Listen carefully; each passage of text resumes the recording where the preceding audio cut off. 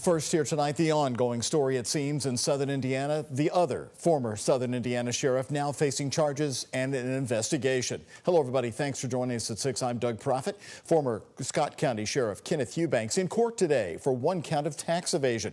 He has several connections to the former Clark County Sheriff Jamey Noel, but this case isn't directly related to Jamey Noel's.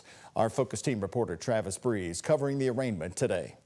Hughbanks is charged with one count of tax evasion for allegedly taking over $140,000 from his godmother and not declaring it as income.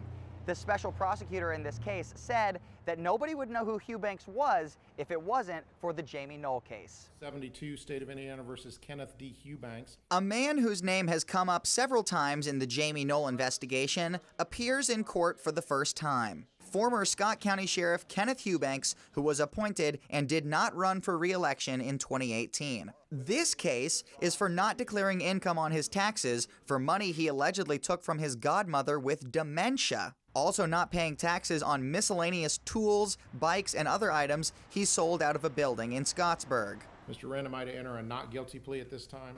Yes, Your Honor, please. We'll enter a not guilty plea at this time. Hughbanks pleaded not guilty to the lowest level felony with Louisville defense attorney Pat Wren. Court documents said last year that Jamey Noel likely helped Hughbanks get appointed sheriff, and that Hughbanks worked for the Clark County Sheriff's Office and got paid for vague consulting work out of the jail commissary. A file box of jail commissary records from 2018 is still missing, according to the probable cause affidavit. Hughbanks was never charged in 2024. You knew that he had a connection to the Noel case, so you just kept looking into him until you found this?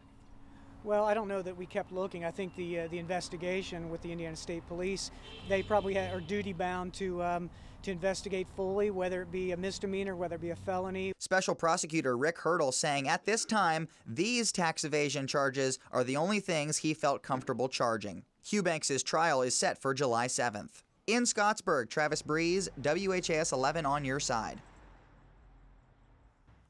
By the way, Hughbanks' wife, Lindy Hughbanks, is also mentioned in the charging documents, saying she notarized the document giving Hughbanks power of attorney over his godmother.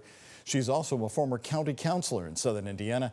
Hurdle said that they have no criminal case against her at this time. Well, the